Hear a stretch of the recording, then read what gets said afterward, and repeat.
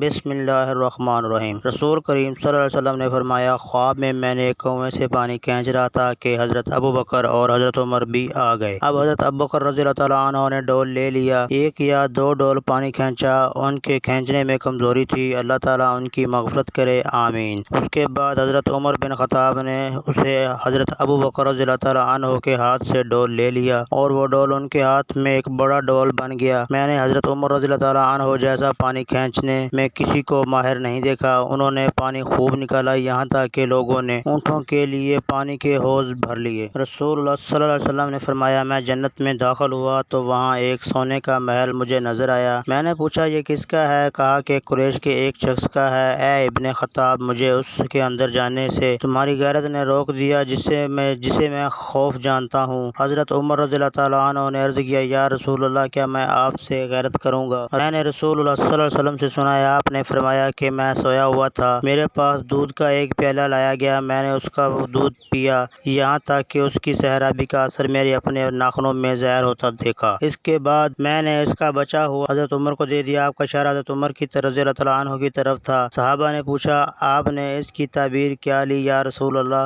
حضرت صلی اللہ علیہ وسلم نے فرمایا کہ علم۔ رسول اللہ صلی اللہ علیہ وسلم نے فرمایا، جب قیامت قریب ہوگی تو مومن کا خواب جھوٹا نہیں ہوگا، اور مومن کا خواب نبوت کے 40 حصوں میں سے ایک ہے۔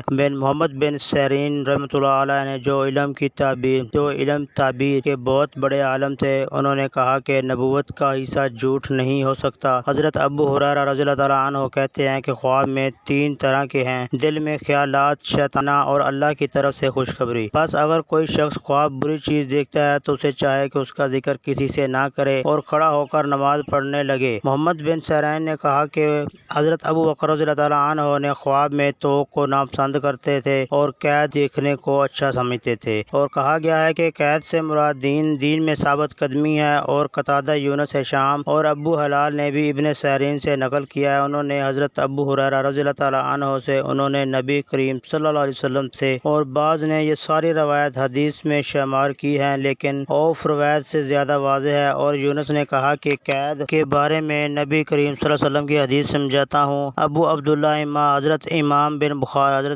بخاری نے کہا کہ طوق ہمیشہ گردنوں ہی میں ہوتے ہیں۔ رسول اللہ صلی اللہ علیہ وسلم نے فرمایا، حضرت ام حرام بنت ملحان رضی اللہ تعالیٰ عنہ کے ہاں تشریف لے جایا کرتے تھے، وہ حضرت عبادہ بن صامت سے نکاح میں تھی۔ ایک دن آپ ان کے ہاں گئے تو انہوں نے آپ کے سامنے کھانے کی چیز پیش کی اور آپ نے سر جھٹکانے لگے۔ اس عرصے میں آن حضرت صلی اللہ علیہ وسلم سو کے پھر بیدار ہوئے تو آپ مسکرا رہے تھے۔ ایک صحابی رسول اللہ صلی اللہ علیہ وسلم کی خدمت میں آئے اور کہا کہ میں نے رات کو خواب دیکھا ہے۔ انہوں نے واقعہ بیان کیا اور اس روایت کی مصابت سلیمان بن کثیر زہری کے بھتیجے اور سفیان بن حسین زہری سے کی۔ ان سے عبید اللہ نے بیان کیا کہ ان سے حضرت عبداللہ بن عباس رضی اللہ تعالیٰ عنہ نے بیان کیا، انہوں نے نبی کریم صلی اللہ علیہ وسلم سے روایت کیا کہ زبیدی نے زہری سے بیان کیا، اور ان سے عبداللہ بن عبداللہ نے، اور ان سے ابن عباس اور ابو ظہر رضی اللہ تعالیٰ عنہ نے نبی کریم صلی اللہ علیہ وسلم سے، اور شعیب اور اسحاق بن یحییٰ نے زہری سے بیان کیا کہ حضرت ابو ہریرہ رضی اللہ تعالیٰ عنہ نے نبی کریم صلی اللہ علیہ وسلم سے بیان کرتے تھے، اور معمر نے اس متصالن نہیں بیان کیا، لیکن بعد میں متصالن بیان کرنے لگے۔ رسول اللہ صلی اللہ علیہ وسلم نے فرمایا، رات مجھے کعبہ کے پاس خواب میں دکھایا گیا کہ میں نے ایک گندمی رنگ کے آدمی کو دیکھا، اور گندمی رنگ کے آدمی کسی سے خوبصورت آدمی کی طرح تھے، ان کے لمبے خوبصورت بال تھے، ان سب سے خوبصورت بالوں کی طرح جو تم دیکھ